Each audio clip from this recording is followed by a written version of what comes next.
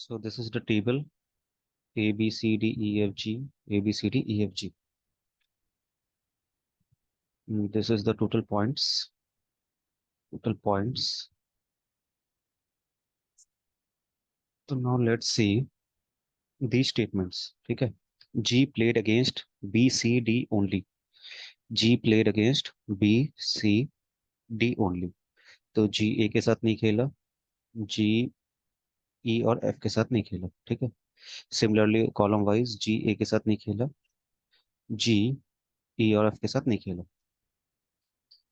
C placed against every team except F. C ने सारे team के साथ खेला except F. तो C F cross, F C also cross. Next, the match between B D and A E is a tie. B D, B D won, तो D B also won, and A E won, तो E A also won. ठीक है? B lost to G and A. B lost to G 0, B lost to A 0. So A won against B, that means 3, and G also won against B, that means GB is 3. ठीक है? D lost to F. D lost to F, that means 0. DF is 0, that means FD is 3. ठीक है? Who lost to A? That means F lost to A. F और A 0, that means AF is 3. ठीक है? Now, अब बहुत ही important चीज है यहाँ पे. A का ऑलरेडी 3, 3, 6 और 7 हो चुका है. ठीक है? Now I don't know whether A played with C and D, but I can very well say that A played with C because C played with everyone except F.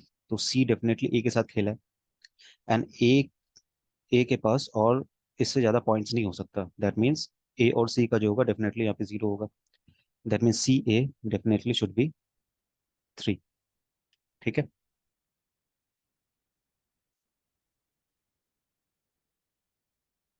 अब देखो ना, कॉन्सेंट्रेट ऑन बी. बी का 10 करना है मेरे को, तो 1 already है.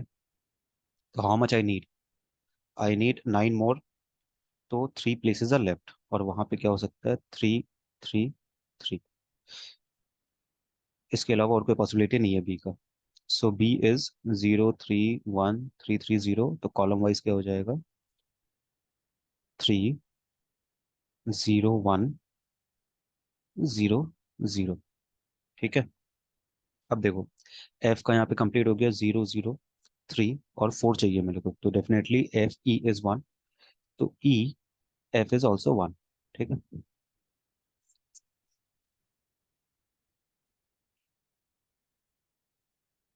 ई का भी ऑलरेडी हो गया. 1 + 1 दैट इज 2. ठीक है? अब ई सी के साथ तो डेफिनेटली खेलेगा, बस डी के साथ पता नहीं. तो ई का ऑलरेडी 1 + 1 2 हो रखा है. तो over here E C will have to be 0. That means C E will have to be 3. Now concentrate on C. 3, 3, 6 और मेरे को टोटल 8 चाहिए. तो 2 places are left, so that has to be 1, 1. तो अब सी का कंप्लीटली फिल्ड हो गया. सी का 3, 0, 0, 3. फिर सी डी इज 1, तो D C will be 1. C E is 3, तो E C is 0. And C G is 1, तो जी सी इज ऑल्सो 1. अब कॉन्सेंट्रेट ऑन जी. जी का 7 है, तो 3, 1, 4 ऑलरेडी डन, तो दिस हैज टू बी 3. तो जी डी इज 3, तो D G has to be 0, 0.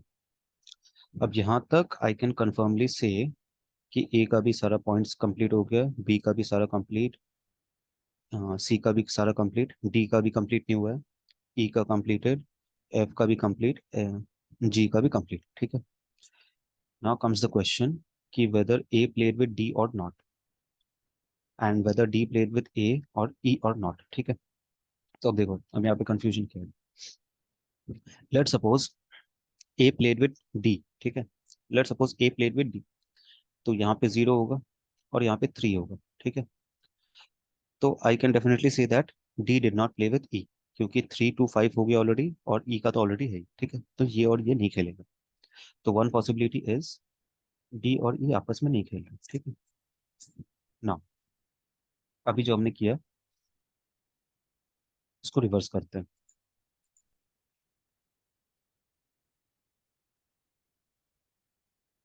ठीक है। One possibility I got is कि डी और ई आपस में नहीं खेलेंगे, ठीक है। नाउ लेट सपोज डी और ई आपस में खेल रहे हैं, तो डी का ऑलरेडी टू है तो यहाँ पे थ्री होगा, ठीक है, और यहाँ पे जीरो होगा।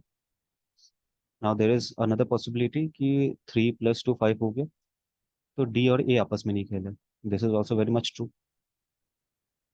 तो डी और ए आपस में नहीं खेले। तो क्वेश्चन में यहाँ पे कंफ्यूजन यही है कि it can be either option B और आइदर ऑप्शन सी, ठीक है। There is no conclusive evidence कि इन दोनों में से विच वन इज करेक्ट, ठीक है। तो this is the table, this is the answer and this is the final story. I hope कि समझ में आया होगा। अगर कुछ भी डाउट है तो पूछ लेना, ठीक है। ओके।